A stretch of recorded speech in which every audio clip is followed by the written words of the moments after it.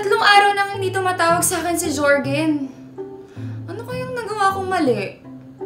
I mean, it's not like nagbago naman ako. Ay, teka. Baka naguguluhan na kayo. Yung last kwento ko kasi, yung nabigay ko yung number ko kay Jorgen. So, previously in my life, after ko ibigay yung number ko kay Jorgen, he called. A couple of days later, sabi niya, ganun daw dapat yon. Hindi daw pwedeng agad-agad. Baka isipin ko raw kasi, creepy stalker siya. Hay, kung alam lang niya. Pero, we've been having lunch every day since that first time. Nakilala ko na nga mga friends niya eh. And, nakilala na rin niya yung mga friends ko. Everything was going great. Nagbiro pa nga ako eh.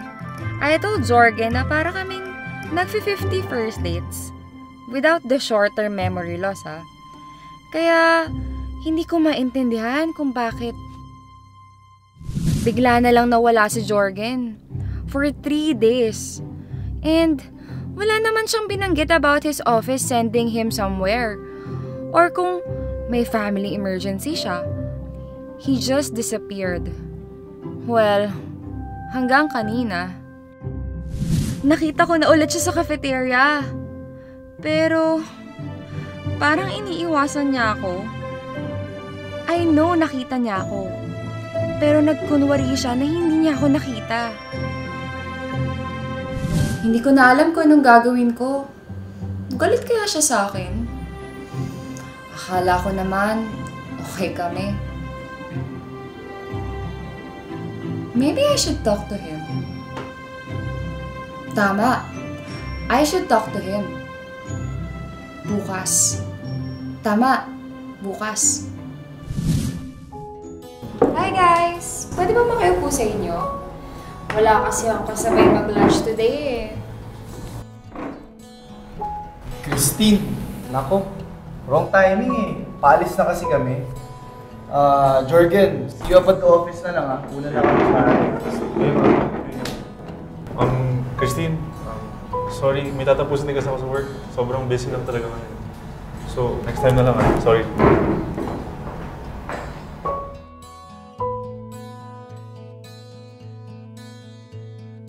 Ewan ko ba, Jean? Baka naman masyado ko lang pinagpipilitan ng sarili ko sa taong ayaw naman sa akin. It's clear naman eh. Iniiwasan ako ni Jorgen. Naku girl, baka naman masyado mo lang ina-analyze yan. Baka busy-busy yan talaga ang lolo mo. Sobrang busy na hindi man lang makapag-reply sa text. Sinasabi ko lang naman. Ewan ko ba? I guess this is affecting me more than I thought. Akala ko kasi may something na talaga sa amin. Uy, sorry pati ikaw binibigyan ko ng sakit ng ulo. You know what? I'll just forget about it. Ang dami-daming problema sa mundo. Isasama ko pa to. That's the spirit, eh. Tara, balik na tayo sa office. Ay, wait lang. May bibili lang ako sa caf. Ay, tewag! Bakit? May bako na ako sa taas. Share na lang tayo. Okay lang. Nakakaya naman. Saglit lang ako. Don't worry.